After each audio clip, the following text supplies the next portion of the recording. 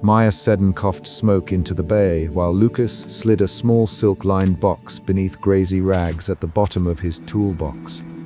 Suspicion tightened his fingers as Rosa called his name from the bench, and a spar of light from the open bay door caught the engraved key fob at the box edge. He did not turn. He kept his hands dirty and his voice, even because testing people depended on staying low and steady. The immediate problem was the smoking radiator. The larger problem was the quiet experiment he had set for himself to measure who would stay when money meant nothing. That doubt threaded through his actions. Now he wiped oil from his palm with a rag and kept the box hidden as he reached for a wrench. Lucas worked under the hood with his headlamp, the ribbon of light cutting a close circle around his hands. He tightened a clamp, checked a hose with his thumb, and spoke without looking up. "Mia, keep the engine off for a minute," Maya answered, with a shaky laugh that left a high, honest sound in the bay. "Lucas, I don't know anything about cars, please." "I can't be late," Rosa called once. "Don't overcharge her." Lucas responded, "Rosa, I want the exchange was quick and functional." Names anchored the conversation so no one lost track. The shop smelled of hot rubber, coffee at the counter, and the citrus cleaner Rosa kept in a chipped spray bottle.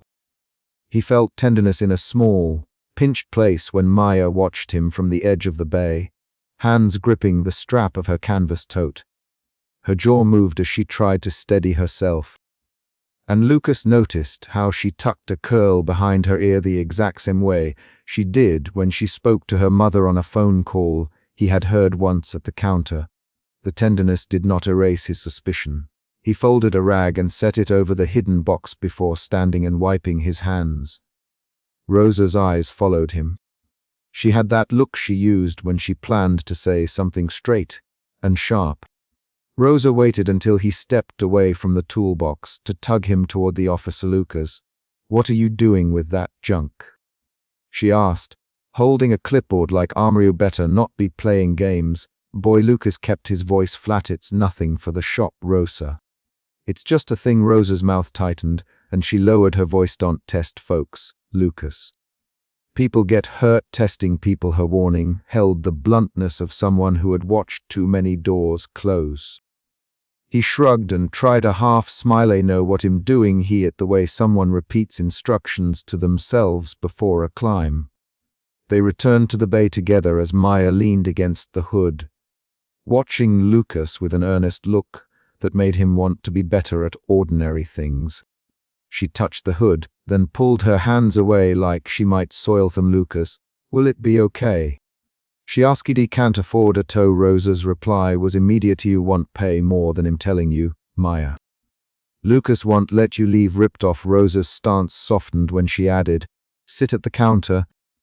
"I made coffee." Maya obeyed and walked to the small corner seating with a grateful breath.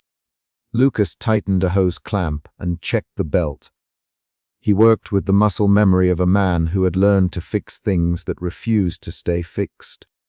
While he worked, he felt a pull and itch of guilt when he thought of the box under his hand earlier, the silk lining, the engraved key fob, the anonymous parcel that had arrived the week before. The guilt was a new current under the main one of suspicion. First he suspected others' motives, then he felt guilty about manipulating them. That shift made his hands hesitate over a bolt. He pushed the hesitation away with a breath. Maya watched him kneel and slide under the front of her car to tighten a bracket. "Lucas," she called softly. He came out wiping his hands on a rag and met her at eye level. "Your radiator hose is cracked. I patched it for now. You can drive home slow and come back Monday for a full replacement." Her voice was small, like a person who had memorized being careful. "Thank you," she said, and the words arrived plain and honest. "Mia, Lucas. If anything else goes wrong, come back. Rosa runs a fair place." That line did more to ground the moment than anything he had planned. Rosa hovered nearby, folding and unfolding a piece of paper. "Lucas, you always pick the ones who don't look like they'll ask for much," she muttered, more to herself than to him. Lucas tucked a wrench into his back pocket and kept his posture straight. He replied, "Rosa, I'm not a loner by choice. I have reasons. Rosa's eyes narrowed. Reasons better be good, Lucas Cole. You've been around too many suits, planning tests. Tests wound people. The exchange dragged a small, sharp sound through the shop. Lucas swallowed. I know. He let the admission be a small, careful thing. An unmarked delivery arrived before Rosa closed for the evening. The courier left a small box on the counter and left without a name. Rosa opened it on the spot. Inside lay a finely engraved key fob and a brief note with initials he recognized from the private accounts he had frozen on his old phone. Rosa's hands trembled for a second, then she dropped the parcel back on the counter as if it burned. Lucas, she said plainly. You got mail from someone who doesn't want to show their face. Maya, who had been refilling her cup, looked up and went still. Lucas' stomach tightened. He stepped closer to the counter and saw the glint of engraving. He kept his hands out of the package. Rosa, can you hold that? He asked. He had meant to be careful, and now the parcel had done that for him. His attention turned sharp and public. Lucas, is that Maya started, then stopped. The word millionaire never passed her lips. She refrained because she had promised herself not to be the woman whose first question was money. But her eyes tracked the key fob's polished edge. Lucas watched her and felt the heat of exposure climb. Maya's expression closed into caution. She set the cup down with both hands and spoke. Who sent it? Rosa answered without ceremony. No name. Just this thing and a folded note. The shop held a small, blunted silence while Lucas weighed options. He wanted to protect the secrecy of his plan. He had constructed it precisely to see which closeness lasted when wealth was removed as a factor. He had not planned for the delivery or for Maya sitting in his bay, looking as if she might actually laugh if he told her the truth. He would keep the experiment, that truth was a later thing. He kept quiet. Maya watched him and said, Lucas, you look like someone who knows how to fix things for people who are honest. Her voice carried an honesty that did not ask for proof. Lucas felt tenderness again, a softening at his edges. He replied, Maya, I do. I'll have your car ready, and you're not paying more than fair. The words were straightforward. They were also small promises, the sort of things that build trust. After the repair, Rosa steered Lucas into the office and shut the door. She placed the key fob on the desk and folded her arms. You can't keep doing this, Lucas. You hide all these trophies in toolbox corners, and then you test people's hearts. You push them like kids on a frozen pond to see who will fall in. It ain't right. Lucas leaned back against the filing cabinet and met her gaze. Rosa, I'm trying to see who stays for me, not the money. I can't face another person who only stays for the things I own. His voice was low. Rosa softened for a second. That's not a reason, that's a trap. You hurt yourself and you hurt other folks. Lucas, he heard the truth in her words and felt guilt darken into resolve. He left the office and found Maya at the counter, her fingers worrying the strap of her tatimia. He said, Rosa says drive slow. And don't forget to come by Monday. She smiled, a little relieved. Thank you, Lucas. And Rosa, thanks for the coffee. Rosa called, you both come by when you can. Lucas, keep your hands clean in life, not just in the shop. The remark landed like steady advice. At closing, as Rosa locked the front door, she moved toward the toolbox with the blunt efficiency of someone tidying a kitchen. Her hand, trained by years of running the shop, found the drawer and shifted rags aside. The silk-lined watch box pulsed like an obvious secret under the grace. Rosa held it up by the edge and turned to Lucas. You explain this now. Lucas, that moment was the chapter's peak. The confrontation where hiding collided with exposure in the plain light of the shop. Lucas felt his pulse quicken. His throat tightened. They argued in clipped lines. Rosa, I can explain. He began. Explain what? Rosa interrupted. Explain why a man lives like us and keeps a box that says otherwise. Lucas tried to shape words. He didn't mean to hurt anyone. I thought it'd measure who wanted me, not what I had. Rosa's voice rose a fraction. People don't like to be measured, Lucas. They like to be seen or they leave. You make choices that make people choose wrong. Maya listened from the doorway. She had come back to pay and overheard the tension like a new sound. Her mouth pressed into a thin line. Maya stepped forward and said, "Lucas, I heard you from the front. If this is about money or tests, I don't want to be part of that." Her hands were visible, empty, and Openmia, "It's not like that," Lucas started. She cut him off with a question that felt like a hinge. "Lucas, are you saying you asked people to prove themselves to you?" He hesitated. The hesitation showed as a small falter in his shoulders. He chose a sliver of truth. "I set rules to see who would stay when I had nothing to offer them. I thought it would protect me." Maya's eyes narrowed. "Protect you from what?" she asked. He did not answer immediately, because the answer was a whole room of old hurts. Rosa's jaw set. "Lucas, asking people to be tests is cruel," they argued again in rapid lines, 3 back and forths that tightened the air. "Rosa, it isn't cruel, it is you don't get to make their pain your lab." The exchange left a raw edge. Maya's face changed. She folded her hands and kept her voice steady. "Lucas, why would you hide things like this?" He looked at her and felt both a pull and a push. "Because I was afraid they'd stay for what I own, not for me." Maya swallowed. "Lucas Cole, that's not how you find someone. You find someone by being the person you want to be when nobody's looking." The line landed with precise, practical weight. It wasn't a sermon. It was a rule Maya had learned somewhere else and now applied here. As they argued, a courier's knock at the door punctuated the words. Someone had left another small envelope on the mat and hurried away. Rosa retrieved it and opened it with the same blunt motion. Inside was a single photograph: Lucas in a suit at a charity event, a different haircut, a face Lucas recognized from a name he rarely used.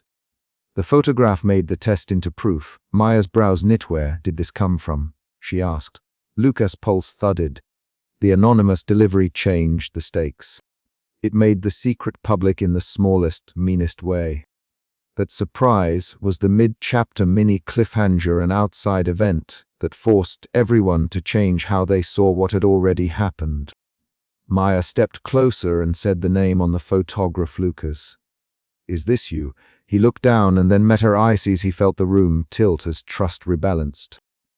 Rosa put the photograph on the counter between them like a physical argument. "You had me working for sweat and repairs, and you kept that under your sleeve. Why hide?" Lucas placed his hands on the counter, knuckles white. "He didn't hide because I wanted to deceive one person. I hid because when I told people before, they stayed for the wrong reason. I wanted to know who would stay for me when there were only bolts and coffee, and a worn wrench." His explanation landed both earnest and small. Maya's mouth tightened. She picked up the photograph and turned it over slowly. "Lucas, you told me you were careful because you couldn't afford to deal with people who only wanted status. I told myself I believed you." She looked up sharply. "So which is the truth?" He met her question with a single act.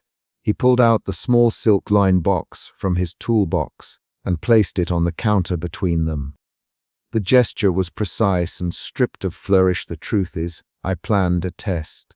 I planned to see who would stay when the material stopped." He kept his voice level. Rosa watched him like a mother watching a son, with a hurt in his chest. You wanted honest people. You had a plan to trick them." Lucas did not argue the word trick. "Instead," he said, "I wanted to find someone who would stay if I was just a man in grease and denim. I didn't know it'd fall first." Maya's eyes narrowed. She set the photograph down and answered in a short, deliberate line. "Lucas, you don't get to pick love like it's an experiment.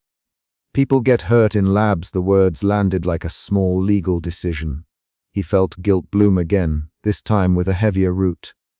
He moved his hands in a way that said he wanted to fix what he had broken. "Mia, I am sorry. I didn't do it to hurt you." She folded her arms. "Sorry doesn't make the hidden things visible. It doesn't make the tests stop." The exchange tightened the space between them. Rosa stepped into the conversation with a blunt question. "Lucas, what do you actually want now? Do you want to keep testing, or do you want to stand here and be present?" Lucas looked at the 2 women who had called this shop home in their own ways and found that the answer had shifted inside him. He had started the experiment with the belief that he could control the outcome, but the delivery, the photograph, and Maya's plain line had all changed the direction. He felt a new emotion rising that was not suspicion or guilt but resolve, a willingness to stop measuring and start being honest. I want to stop the tests. I want to be honest. I want to try being a man who shows up without a game. Rosa nodded once, as if to mark a small, significant pivot. Maya watched him for a long second. Her shoulders relaxed almost imperceptibly, then tightened again. Lucas, actions matter. If you want honesty, start by making it visible to people who trust you. Start by telling the truth to the ones who come here. Because they need help. She leaned in. Start with me. Tell me what I need to hear that proves you're not running another test. He exhaled and placed his palm flat on the silk-lined box smear. I'm not asking you to answer now. I only ask to be allowed to be honest going forward. I'll earn your trust without tricks. The words were small, and he meant every measured one of them. They stood in the dim shop as Rosa moved to switch off the lights. The overhead bulbs cast a warm pool over the counter and a long shadow across the workbench. Outside, a car idled for a moment, then drove away. Maya folded her hands and said, "Lucas, don't make me watch you hide things and wonder." He answered, "I won't hide. I'll put the box away and not open it.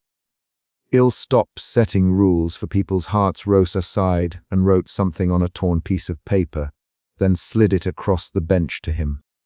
The piece of paper had 3 words in Rosa's blocky hand: "Be honest. Stay human." Lucas read it and felt a small shudder that passed through his shoulders. He looked at the toolbox, at the open silk-lined box, at the wrench that had been with him through years of odd jobs and promises.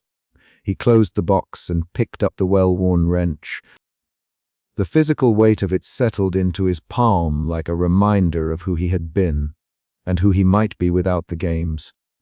He folded Rosa's note and tucked it under the box on the bench. Rosa left through the back with her apron tied and the keys to the shop clutched in her hand. Locked the door. "Lucas. And mean what you say." She paused, then added, "If you ever use the shop to play games again, you'll find me waiting at the counter." Her tone was half warning, half tenderness. Lucas watched her go and felt the quiet of the shop settle.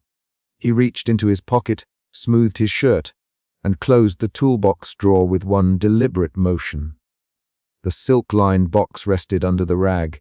He left the box closed but did not put it back where he had hidden it. Maya stood in the doorway for a beat, then turned and walked back to her car. She smiled briefly at Lucas. "I'll come back on Monday," she said. Then she paused, looking at him directly. "Lucas, be honest." He met her gaze and nodded. When she drove away, Lucas pressed his hand to the closed drawer and let the lingering doubt ease into a small, concrete plan. He would stop testing people. He left Rosa's note on the bench, folded and visible, and walked to the front to lock the door. The shop settled into night with the scent of oil and coffee, and Lucas sat at the workbench with the closed box beside the wrench, deciding how to begin being honest in the morning. Maya bent over the open toolbox and saw a flash of engraved metal. Lucas slammed a rag over the hidden box before she could reach it.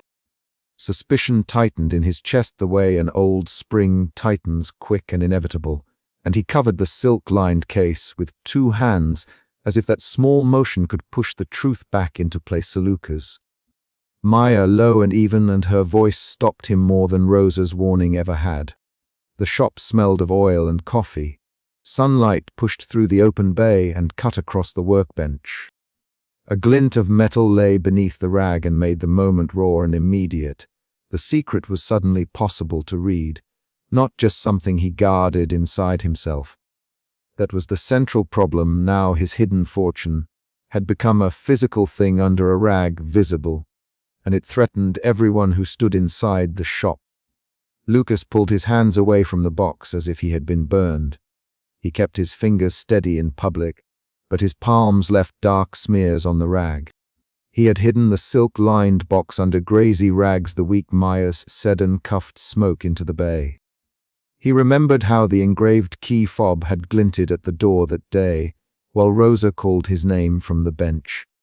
He had told himself that suspicion about people's motives justified secrecy. Now suspicion turned inward. He watched Maya's face for a sound, for a shift, for the precise moment when she would step closer or walk away. What is that? Maya, and she did not smile. She kept her hands on the toolbox lip, fingers white at the knuckles. Lucas pushed the rag flat with a thumb and forced the conversation into the light. It's nothing you need to worry about. Maya, he kept the sentence short. It sounded like work orders he delivered all day, direct, functional, built to move the moment forward. Rosa stepped out from the office with an apron slung over her shoulder and crossed her arms. Her eyes ran the line between Lucas and Maya like a careful mechanic reading a fault. Lucas, you hide things again, she said without a question mark in her voice. Her tone carried the practical frustration of someone who had patched leaking brakes and children for decades. Rosa's arrival changed the angle of the room. She walked with a steady weight and planted herself at the bay threshold.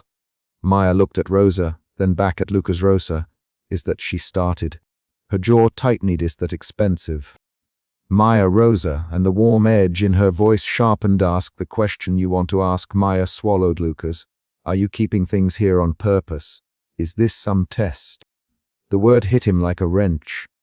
He took a breath and let the well-practiced deflection fall into place. It's not a test for you, he said. He wanted to say more, but the words behind his teeth were heavy. He had promised himself he would never tell Maya that he kept valuables hidden to see who valued him.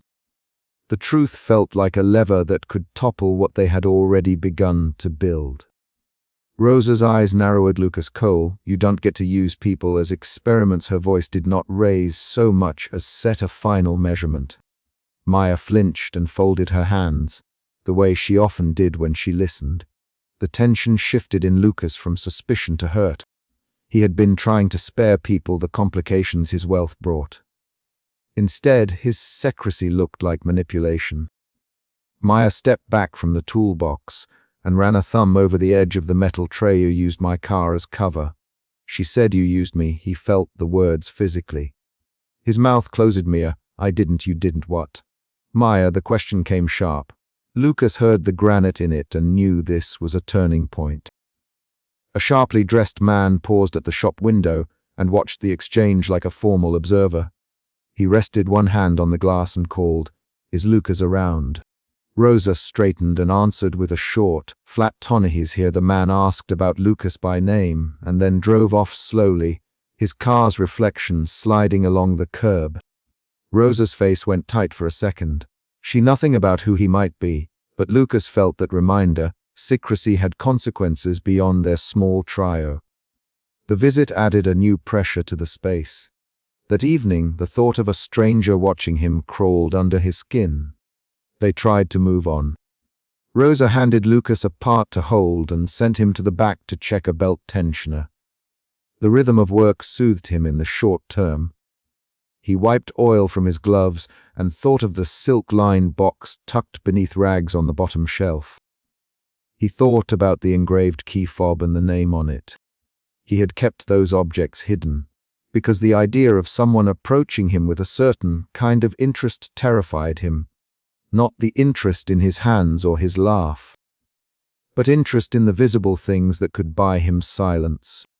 Maya slipped into the break area with a cup of coffee the next morning. She had brought it for him, as she often did, because she had begun to map kindnesses to Lucas' rough schedule. She set the cup down and watched him tighten a bolt. He glanced up without meeting her eyes. Thanks, he said. She watched the toolbox from across the room. He came back, because I couldn't stop thinking about that watch. He stiffened. What watch? The one I saw in the drawer yesterday. She stepped closer. Deliberate. It wasn't part of the job, Lucas. People who put things like that under rags hide them for a reason. He swallowed and said nothing. The room narrowed to the sound of a socket ratcheting. His hands began to tremble slightly, as if he had overreached a bolt. This was an emotion shift from her to fear not only of losing Maya, but of discovery. He had not planned for someone to find the watch, or to see how the existence of the watch would make others target them. The next morning, Maya returned with 2 coffees and found the toolbox slightly ajar. A small leather item had been moved onto the workbench, an engraved key fob he recognized immediately, though his name was not on it. Someone else had rummaged the box. Maya placed a cup beside the fob and did not touch it. She looked at Lucas and then at Rosa, her face composed but rigid. "Who was here last night?" "Maya." Lucas closed his hands into a fist. "Nobody should have been here." The sentence like a mechanic announcing that a part had failed. It contained the facts, and no flourish. His breathing shortened. The shop felt too loud. Rosa came up behind them with a roll of tape and a flashlight. She examined the latch on the back door with a slow, practiced eye. "It looks like someone tried the lock," she said. "They didn't get in, but they handled the toolbox." She met Lucas' gaze. "You should have told me." The accusation was not loud, but it landed. That night the alarm tripped. A single, hard chime in the quiet shop. Lucas was closing up and heard the sound cut through the dark. He moved toward the bay with the same efficiency he used when a belt frayed mid-drive. Maya followed him, flashlight bobbing. Rosa was already there, keys in her hand. A shadowed figure hauled at the bay door and forced it upward with a steel bar. The intruder was fast and purposeful. The air smelled of cold metal and the wetness of late summer. Lucas shoved a bench between the intruder and the toolbox. "Voice target out," he ordered. The intruder ignored him and lunged for the workbench, ripping open the rag and exposing the silk-lined box. The watch glittered in the beam of Maya's flashlight and landed like a small accusation in the open air. Papers slid across the bench. A folded envelope fell to the concrete. Fear flooded Lucas the way an engine floods when a line breaks. He moved before thinking, grabbing the intruder's wrist and twisting.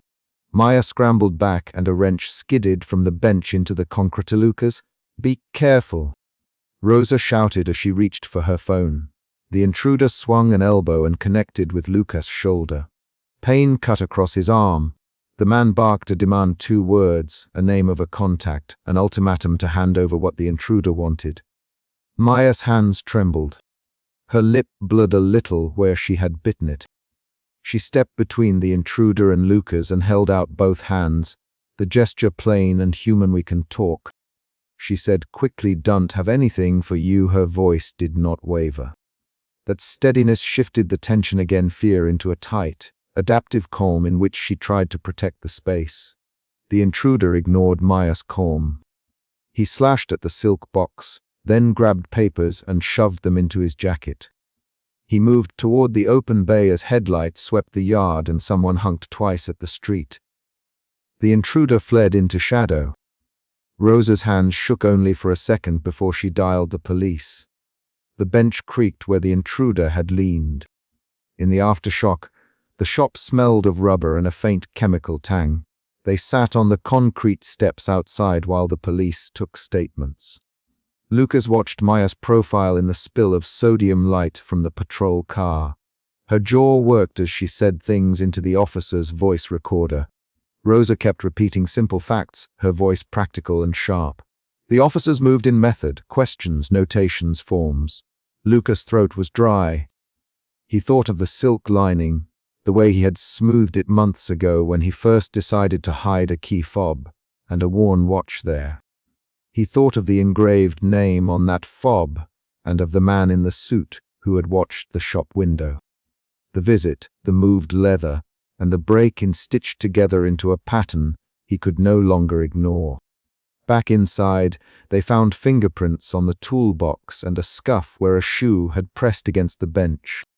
Rosa used a flashlight and an evidence kit handed over by the officer to photograph the scene. They took documents. She said they grabbed something with numbers on it. She did not elaborate.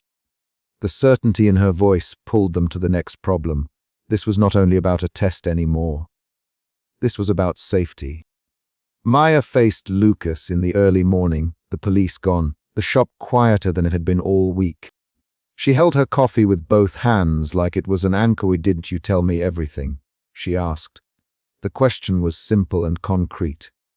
She waited for an answer. Lucas looked at the watch in its open case. He had always pictured telling her, once he trusted her enough. He had not foreseen violence. He had not foreseen the world learning his name through other people's. Greedy wanted to be sure. He began, and cut himself off. He had used the word want before, and it did not hold the weight of what he had done. He pressed his hands into his knees and then let them fall. He thought, I could protect people by keeping it quiet. Maya's eyes narrowed. Why do you protected what? Yourself, she asked. Her voice was quiet, but each syllable struck. This was an argument with edges. They gave and took phrases in quick exchange. Mia, I never intended to hurt you. Lucas, then don't hide things from me. Lucas. Maya's words were a steady demand. If you're asking someone to be near you, you don't use them to test the truth of their feelings. Rosa put a hand on Lucas' shoulder. Tell her everything. Lucas, she said. Her manner had the bluntness of a mentor who had mended both engines and hearts. Tell her why you kept it and who might want it. Lucas inhaled to steady himself. The emotion inside him shifted again from fear toward resolve. He felt a decision set, like a bolt being torqued into place. He could continue to hide, or he could stop hiding and accept the consequences. He had promised himself that truth would mean less danger. Now he could see that the opposite might be true if he did not act. He took Maya's hand in the steady way he wiped grace from his palms. He kept money and some documents hidden because I was afraid people would treat me differently, he said. The sentence simply, without ornament. He wanted to know who would stay if they did not see it. He watched her face closely for the reaction. Maya's fingers tightened for a second, then loosened. So you put a test in my life without telling me. She said, you made me part of a setup. I made a terrible choice. Lucas admitted. His voice had a low, gravelly honesty. I'm sorry. I didn't think it through. I'm sorry for using you. They argued in short lines for a long minute. 3 rapid exchanges, then a pause, then another cluster. Lucas. Rosa's name. Maya. Lucas' name. The rhythm matched the rule they'd been living under. When two people collided over something they both loved, the argument became a way to locate the damage. An unexpected twist followed. While they argued, the officer from last night returned with a small envelope. He held out to Rosa. Found this near the storefront, he said. Rosa opened it and discovered a single photograph of the interior, the toolbox exposed, the watch visible, the picture dated the night before. Their breath snagged. Whoever had watched them had taken a photograph and then left the scene with knowledge. That reveal changed everything. It made an old decision look reckless and added a new angle. Someone was tracking the tangible signs of Lucas' hidden life. Maya stared at the photograph. Her hands trembled. Who would do that? She asked. Lucas picked the photo up with careful finger. Someone who knows what they want when they see it, he said. The next morning, as dawn poured thin and pale across the yard, Rosa and Lucas boarded up the bay.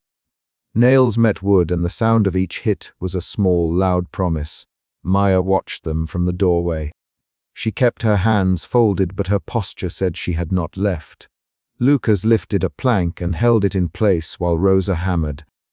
He felt the sting in his palm where the hammer hit. He looked at Maya and saw how close she stood. He could see the small freckle on her left cheek in the morning light. He will stop hiding things, he said low. The words were a pledge and a start. He put the last nail in and tapped the hammer down. The board fit into place, and the shop had a new line along the bay, an ugly but necessary seam. Maya crossed the concrete and stood close enough that he could smell lavender on her. If you're going to tell me everything, start now, she said. She did not demand a speech. She for details and for actions that would make trust plausible again. Lucas drew a breath. The emotion in him had shifted from resolve to a tight, cautious hope. Cautious, because trust could be broken again with a single secret. He reached for the silk-lined box on the bottom shelf, careful to keep his hand steady. He set it on the bench and opened it. Inside lay the watch, a folded bank statement, and a small stack of papers with numbers and names.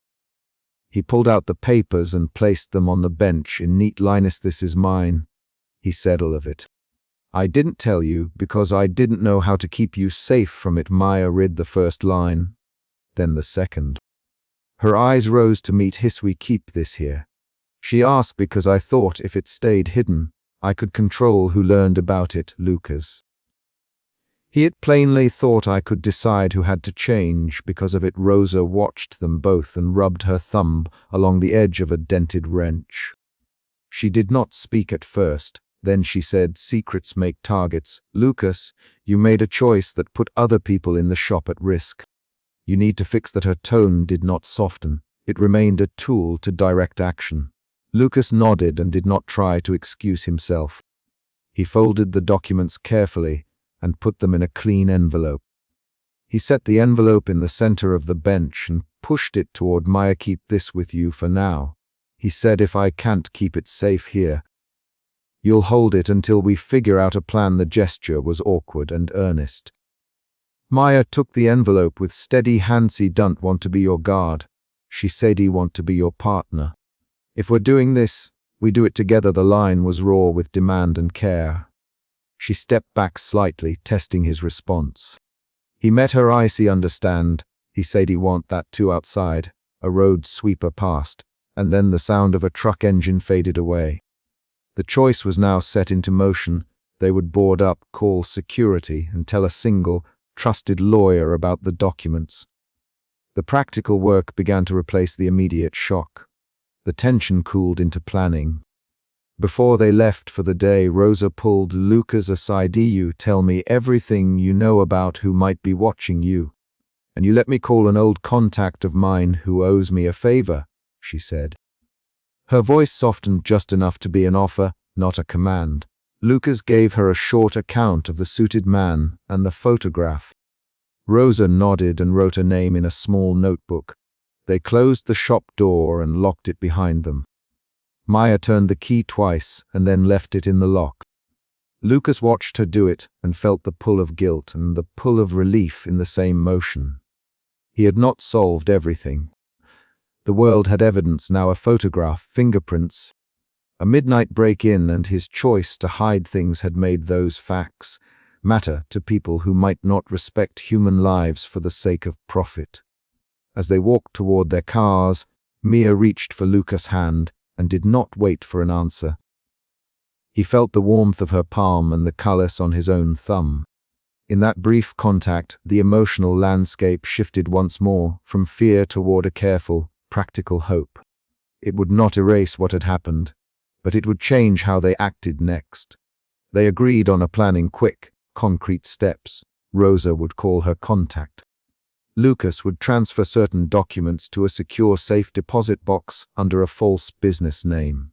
Maya would keep the envelope of papers until they had legal counsel, and they would install a camera facing the bay. Each item was a task, a thing to do rather than a feeling to soothe. When they parted, Lucas paused and turned back. He looked at Mia and then at Rosa. "I will tell you the whole story tomorrow, starting with the name on the key fob," he said. The sentence was short and unadorned. He did not promise to fix everything in a single night. He promised an action to speak plainly, to produce facts. Maya nodded. "I'll be here," she said. They left the shop in the thin morning light. The board across the bay looked provisional and honest. The mini-conflict of the chapter, Maya's discovery, and their fractured trust felt resolved enough to move forward. Outside, a car passed slow, and Lucas watched the driver as if the man's face might hold a clue. The day had not ended the danger. It had made an appointment with it. He tightened the strap on his jacket, and, as the two of them walked the block apart toward their separate lives, he felt the hard shift of responsibility landing on his shoulders. At dawn the next day, they would begin to undo the secrecy together. For now, Lucas walked home with the echo of the hammering in his hands and the knowledge that the next decision he made would either prove him trustworthy or confirm the suspicion he had always feared. The shop door slammed hard enough that Lucas felt it through the workbench. Maya stood in the threshold with the engraved key fob held between two fingers, her jaw set and her eyes on him. Guilt pushed at Lucas' chest before he could shape a word. He wiped his palms on a rag, feeling the old oil darken the cloth, as if he could scrub away what she already knew. Maya stepped forward so customers in the parking lot could see Lucas. She said, voice flat, "What is this?" Her hand lifted the fob higher. The metal caught the last of late sun and flashed the tiny engraving had tried to hide. The question landed like a spanner on a valve. It opened everything that had been sealed. Lucas kept his hands empty on the bench. He had imagined this moment 1,000 different ways, but never with the shop full of quiet ears and tires cooling on Gravelmere. He began, and then stopped because his throat was dry. Rosa, at the back, rose and set both hands on the counter. She watched, palms down, ready. Within those first breaths the problem was obvious. A secret had been exposed and Maya felt betrayed. Lucas' guilt guided his first moves. He could feel it as a physical tightness in his fingers that made him grip the rag too hard.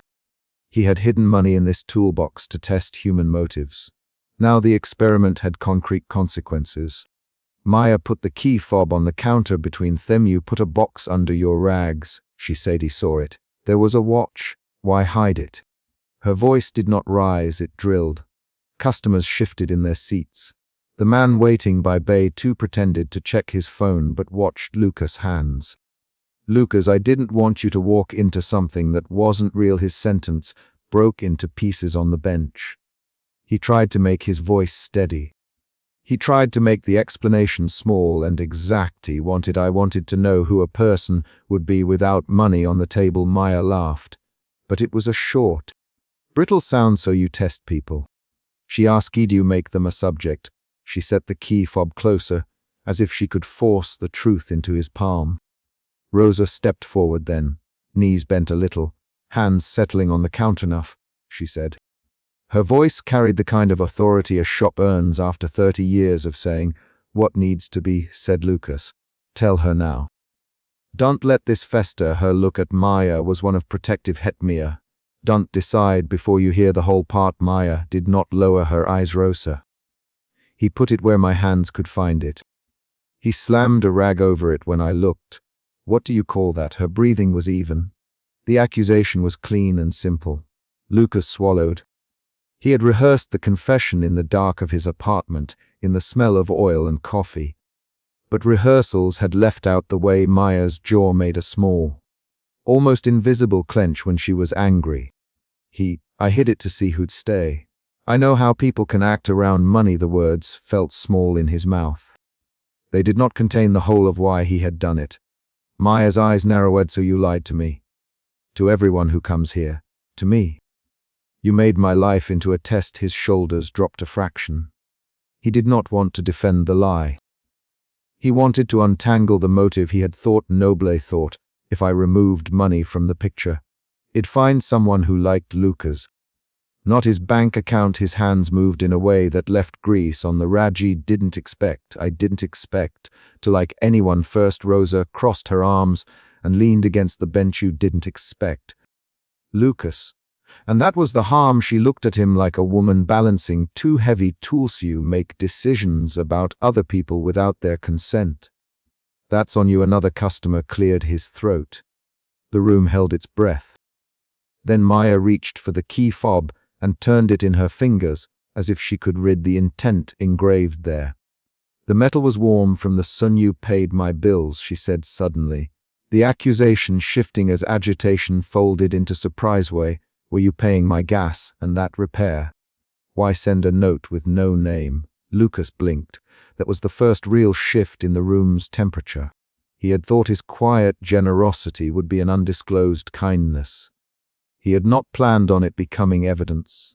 The shift moved him from guilt into panicy. He said he couldn't watch you struggle and not do something. Rosa pushed an envelope across the counter with a thumb. The paper slid under the key fob. "Kept those receipts," she said. "Didn't want credit." He wanted nothing. "But I kept them." Mia snatched the envelope. She opened it with fingers that still trembled. Inside were 2 receipts, One for a car repair paid at a small shop downtown, dated 2 months earlier. Another for a gas bill with a note that read, "Take care." The handwriting was not Lucas' neat block, but the amounts matched payments Rosa had written in the ledger earlier that month. Maya's mouth opened, then closed. She read the slips twice. Lucas watched her read, watching the immediate recalculation cross her face. Surprise slid into a new knot, confusion, and then into anger again. "Why didn't you tell me?" She asked. "We keep both money and secrecy." He rubbed the back of his neck. "He wanted to protect you without making it something you would owe me for. I didn't know how to give help without changing you or the way you'd look at me." Maya looked up. "You changed things." Lucas, her tone was quieter, but harder. "You changed the terms of how I meet you. You changed trust into a question." They argued in short, clipped lines. Lucas' voice was low and even. Maya's sentences were rapid fire and pointed. Rosa interjected twice to demand facts. The shop became a loop of staccato exchanges, Maya asking where the money came from, Lucas answering that he had savings and investments he didn't use at the shop. Rosa reminding them both that actions had a cost. "You paid without asking." Maya decided I couldn't handle the truth. "That feels wrong." She pushed the receipts back across the counter. "He thought I was doing the right thing." Lucas replied he thought it proved that people could stay for the person, not the bank. That was selfish. That was my insecurity. The word insecurity sounded odd in his mouth, but true. He folded his hands and let them rest flat on the wood, showing the oil-stained palms so she could see they were the hands that had fixed her car. A silence came, but it did not last. Rosa's hand found his shoulder. "Lucas, names and balances don't make people better, actions do. If you want to be trusted, you need to show it." Maya's anger loosened for the first time into something less combustible. "Wounded calculation. You made me a subject. And now I have to decide how much of that I can forgive." She said. "How do I trust after you set a trap?" Lucas leaned forward so his face was level with hers. He spoke plainly. "I'll stop hiding. I'll stop the tests. I will not manipulate people to find out who they are. I'll show up without tricks. But I can't make you forgive me. I can only try to earn it, day by day." Maya's lips pressed together for a long beat. Her hands folded in front of her like a shield. Around them, the shop hummed with the small sounds of mechanical life, compressors ticking down, the squeak of a creeper rolling back under a car. Those concrete noises punctuated the silence. Then Rosa did something Lucas had not expected. She opened a drawer and pulled out a small stack of envelopes tied with a rubber band. "There are other things he did," she said. "Small things. Not that they erase this, but they matter." She laid them on the counter. Anonymous grocery receipts, a note with a paid rent stub, a small list of medicines paid for when somebody at the clinic couldn't. Maya picked one up and held it to the light. Maya read aloud, voice flat. "Paid for Mrs. Ortega's disinfectant. Paid for the Martinez boys' tires. Paid for late rent." No name. Her face softened at one of the notes, before she hardened again at the idea that he'd been making decisions for others without telling them. Lucas felt a strange combination of relief and dread. Relief because some of his hidden actions were finally visible in a way that showed care. Dread because Maya's sense of violation ran deep. The emotional curve in him moved. Guilt had become panic, which had given way to a brittle defensiveness, and now to a hope he did not trust. Maya set the receipts down. "Did you ever plan to tell anyone?" she asked. Lucas looked at Rosa, then back at Miano. "I wanted to keep the shop honest and keep my life simple. I thought hiding the wealth would preserve the place that mattered most to me." He Porzidi didn't plan to hurt you. Rosa's voice was blunt. "Not planning is not an excuse. You made choices for her without consent, and that is on you. Fix that first." Maya's face moved in small increments. "Fix how?" Her question was a hinge. Everyone leaned in without meaning to. The shop had become an audience to a private reckoning. Lucas reached for the toolbox. He met Maya's eyes when he moved. His fingers found the spot where the silk-lined box had rested earlier. He took out the worn leather watch and the small silk case. He set them slowly beside his favorite wrench, deliberately showing no flourish, no apology note folded inside. He wanted the gesture to be raw and simple. He placed the watch on the bench between them, and then opened the silk case. Inside lay a single plain key and a small folded card. He did not present it like a show. He laid it out like a fact. The watch was never for show. He said it belonged to my grandfather. I kept it because it reminded me who I wanted to be. The key he swallowed. The key is to a box at the bank with money I don't use here.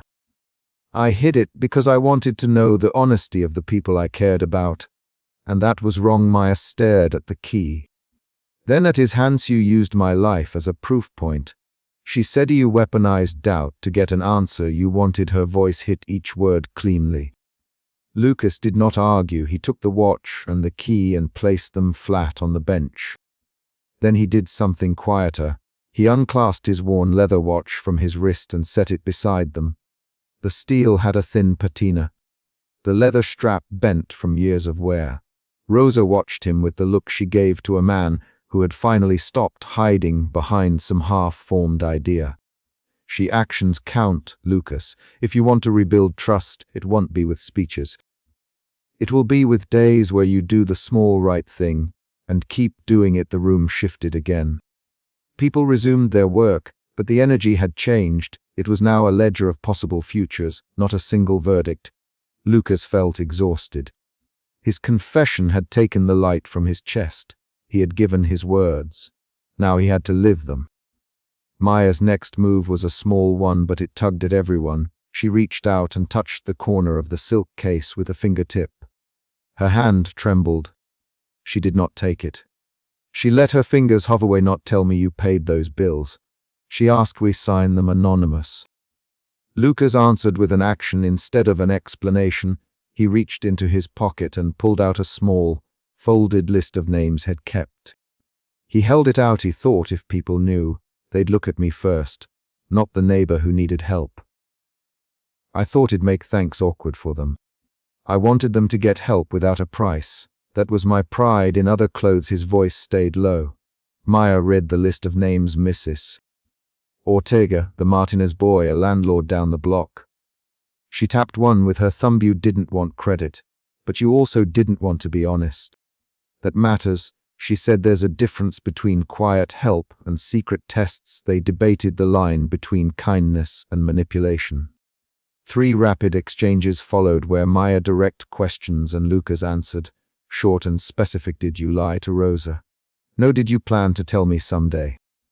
No. Would you do it again?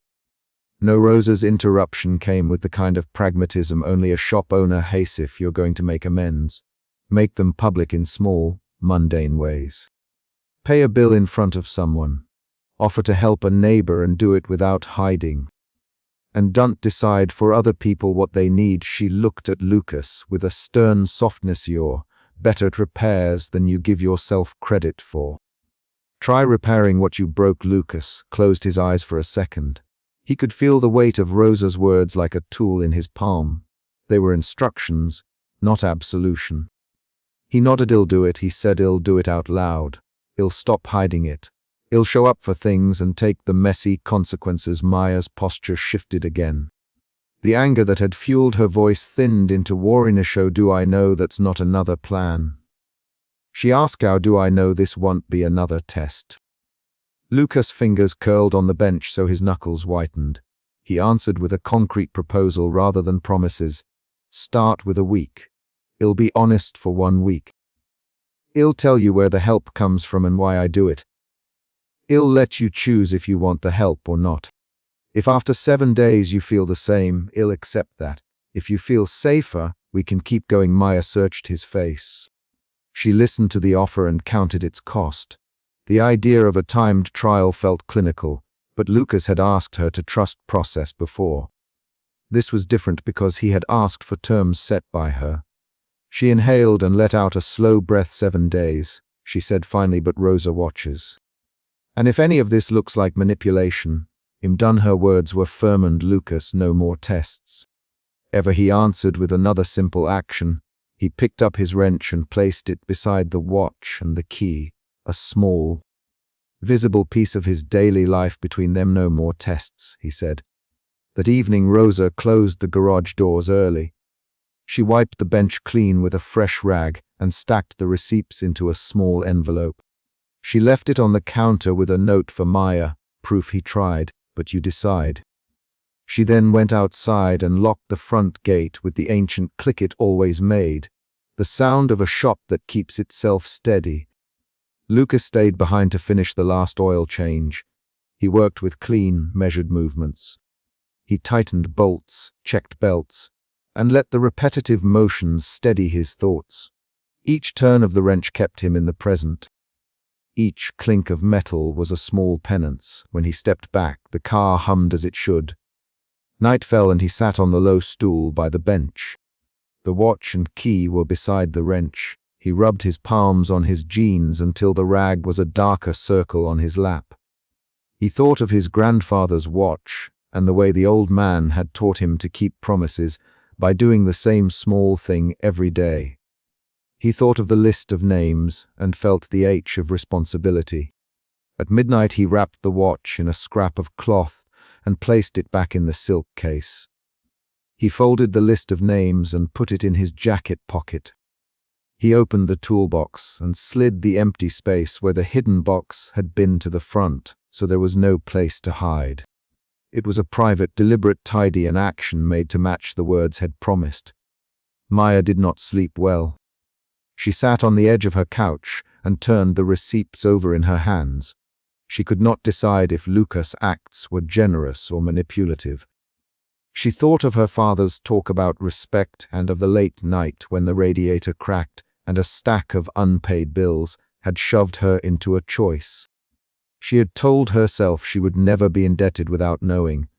Lucas' secret payments tangled with that old rule. At dawn, the shop door opened again. The light was thin and pale. Rosa had the kettle on, and the smell of coffee threaded through the bays. There was a softness to morning that did not solve things, but it let faces look less worn by yesterday's argument. Maya stepped in holding a paper cup. She did not knock. She walked to the bench and set the cup down between the watch and the wrench. Lucas looked up.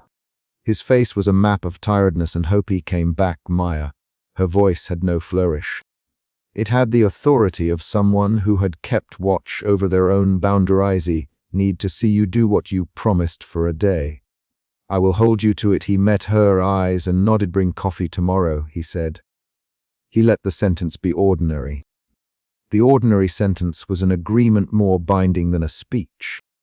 Rosa watched from the doorway and smiled in the way of a woman who had seen many fights and quieter reconciliations. She good. Start with coffee, then sweep the sidewalk. Then tell her about the Martinez boy. Then do the rest. Maya tilted her head at Rosa. Gave him a plan, she asked. Rosa shrugged. I've got a long list of repairs and a short patience for drama. Fix it with work. If he really wants to be trusted, let him pay the price in daily habits. Lucas stood and reached across the bench. He did not make a grand gesture. He offered his hand to Maya in the way he offered the wrench to the car, steady, practical, and honest. Start with the things I said I would do. If I fail, if I slip back, I will accept the consequences. Maya looked at his hand. She hesitated only a half beat, and then placed her own into his. The contact was brief. It more than any explanation could. Her grip was careful, testing. His was steady. They did not make vows. They made plans, a week of visible acts, conversations about money and boundaries, and a promise that Rosa would be brought into major decisions. They agreed that Lucas would tell the people on his list when he had helped them, and that Maya would decide whether to accept or refuse such help going forward. For the first time since the key had flashed under the rag, Lucas felt the pressure in his chest shift into something else, an uncertain relief that came from action. He had been hiding behind the idea that he could control the shape of people's choices. Now control had been taken from him by the very people he'd tried to read. That loss felt like a wound and a clearing at once. Days passed with small, exact acts. Lucas showed receipts to the people he'd helped and let them name what they wanted in return. He the shop's regulars that some payments had come from him and explained, simply, that he wanted to help without building debt. He paid for a neighbor's tire in front of them. He spoke to Mrs. Ortega at her porch and handed her a bag of bleach and a receipt, but also a clear, verbal explanation of why he had helped. Each act was part apology and part habit. Maya watched closely. She direct questions afterwards. She would say, "Why did you give this today?" Or did you ask them if they wanted it? He answered briefly and truthfully. He left the receipts on the counter for anyone to see. He let Rosa keep the folder of past anonymous payments in the open drawer. He did not reclaim it. On the fourth day, a small twist pushed at what they'd agreed. Someone recognized Lucas when he paid a bill at the clinic, pulled him aside, and asked if he was really Lucas Cole or someone else. The question crashed into his chest with a fresh, practical fear. He showed his driver's license and spoke plainly. The man, an old customer who'd seen Lucas at the shop, nodded and apologized for the doubt. The small public question reminded Lucas that reputation healed slowly. Maya watched that exchange and then later held his elbow while he tightened a bolt that looked hard, she said. She did not soften the meaning of the observation. "It will be harder when people test you again," he nodded, and did not say he knew. He felt the pressure of being seen and judged. He felt the truth of Rosa's line, "Actions are where trust gets rebuilt." On the sixth day, Lucas offered to pay for a new set of tires for the Martinez boy in front of the boy's mother, and then sat down on the porch steps with Maya and told her why he had chosen to help. He spoke in short sentences and answered when she asked about money and pride and fear. When she asked if he had considered asking first, he admitted he had not. "I was afraid it'd make them feel indebted. I thought I was saving dignity, but I took dignity away instead." Maya put her hand on his sleeve. She did not speak. The touch was an index of a slow movement toward trust. On the seventh day, they sat in the shop after Rosa had locked up and made a list together, names, dates, how each person would like to be thanked or notified. They wrote it down with quick, practical notes. The list was proof and a plan. Lucas signed his name at the bottom and, in front of Maya, wrote a short note to each person he'd helped. He handed the notes to Rosa to deliver with the receipts. That night, Maya walked Lucas to his car. The key fob lay in her jacket pocket, a small, warm weight. She turned it around and looked at the tiny engraving. "It's funny to think something this small would cause so much trouble," she said. Lucas smiled without making a show of it. "It was a stupid, small test with a big cost." He opened the driver's door and then closed it to hold a steady line with his hand. "See, no, I still have work. I'm not asking for everything back. I'm asking for the chance to prove it." Maya nodded and slid the key fob back toward him across the seat so the metal lay beside his hand. She did not hand it to him outright. She left it where he could take it. It was a deliberate middle move that said she was not surrendering the whole thing. When Lucas picked it up, he felt the cool metal against his skin. He thought of the week and of Rosa watching like a careful, practical guardian. He put the fob in his pocket and started the car. The final scene is a quiet one, a dawn 2 weeks later when the shop's lamps glow soft and golden.